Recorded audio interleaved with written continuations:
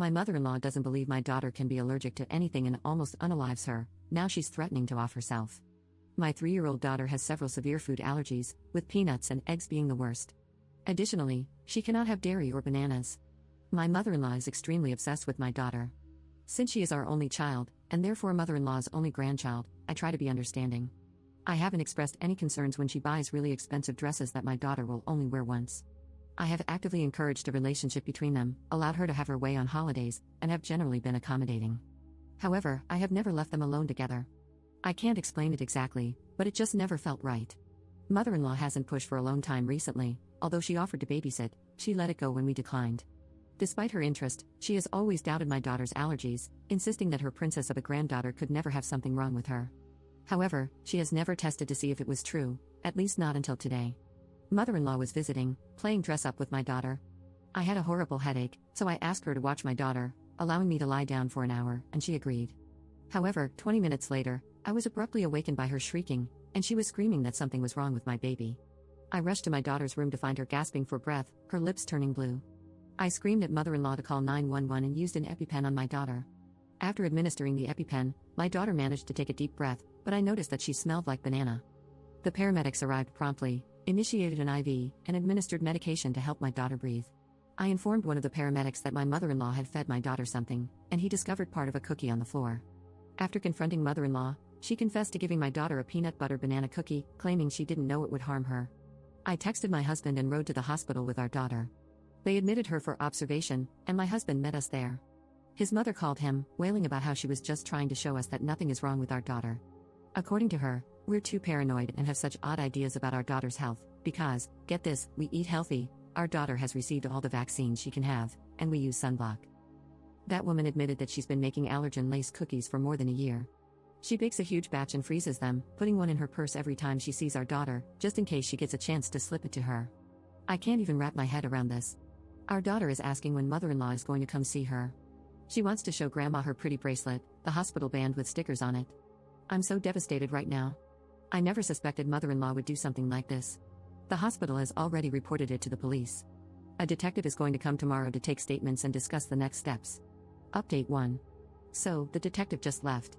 He's got copies of everything mother-in-law texted my husband, plus 11 voicemails she left me last night. Several of them were just her screaming that she's going to off herself because she can't live without her baby.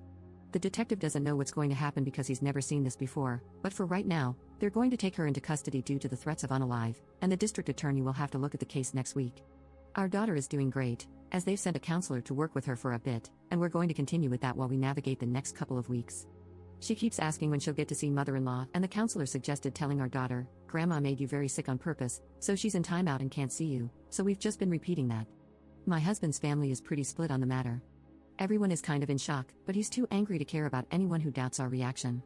There are a few people who are saying she needs help, and that it's our duty to support her through this. Lol, nope, our duty is to our daughter full stop. That woman will never see us again. Our daughter and I are going to stay with my parents in Ireland for a while. We're leaving at the end of the month and my husband is in complete agreement. He's also talking about us moving a few states away just to make sure his mother can't get to our daughter. This could have been so much worse. Our daughter will make a full recovery and she likely won't remember this when she grows up, so we'll be okay. Update 2. So, mother-in-law is being charged with endangerment of a child. Our lawyer has told us that she will probably not spend any time in jail, but we do intend to pursue a civil case against her for the hospital bill. In any case, we have a restraining order against her and have informed my daughter's preschool. She will never lay eyes on my child again if I can help it. There will be no second chance for her to harm my child. My daughter has physically recovered 100%, and we are working closely with her therapist to make sure everything goes as smoothly as possible. She doesn't seem to be suffering any emotional trauma, but my husband is having a really tough time, all things considered. He is also in therapy to help him with the trauma of suddenly losing his mother, but he is rock steady on the resolve to cut her out entirely. Update 3. So, apparently going this long without seeing my daughter has made my mother-in-law lose it. Yesterday, I got a call from my daughter's preschool, and mother-in-law tried to pick her up. She told the staff there was a family emergency. Luckily, the preschool knew about our circumstances, and they did a soft lockdown and stalled until the police got there. Mother-in-law violated her restraining order, so there may be some legal action, but I haven't been told anything yet. Our daughter is fine. She has no idea anything happened. They locked down her classroom and played a series of very noisy games until it was over. We're moving several states away in June and not telling mother-in-law. Hopefully she'll figure out we're gone after it's too late to bother us anymore. Update 4. So my crazy, allergen giving monster of a mother-in-law somehow found out the day we were moving and showed up at our house. She parked behind the moving truck and said she wouldn't budge until we agreed to talk things out. The police were called and she was arrested for violating a restraining order, which I'm told could result in as much as 1 year in jail. But I believe she has to go to court first. Her car was towed, the movers finished up, and now we're all safely in a new state.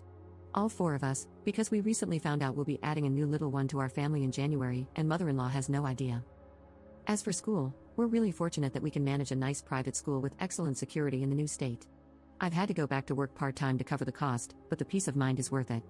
My daughter and husband are going to continue therapy. Hubby is going to go to grief counseling because he feels as though his mother suddenly passed away.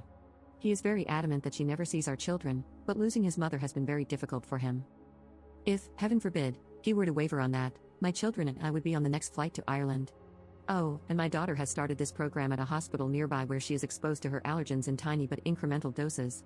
So far, it's going well. Thank you all for your support and advice during this ordeal. Update 5. So, hubby works for a large company with offices in multiple states. We told the new location not to release any info about my husband, as in don't confirm that he works there, nothing, but monster-in-law called the old location and played the forgetful old lady card, managing to get the number of the new location hubby transferred to. She then proceeded to call the new location. The receptionist didn't get the memo, apparently, and gave her hubby's extension. As soon as he picked up, he was treated to ear-piercing wailing. Not talking or crying, just full-on banshee wails. He hung up immediately, but she called again, and again, and again. She left 12 full voicemails of this before his mailbox was full, then she switched back to calling the receptionist and wailing at her. My husband was called into a meeting with HR and had to provide copies of the restraining order, and legal is sending her a letter, with the police in the old town being notified. IT had to set up an entire new extension, and I believe they've blocked her number as well, but it won't stop her. So, monster-in-law knows where we moved, but at least we already have security cameras, I guess. I feel like she's already ruined the new town.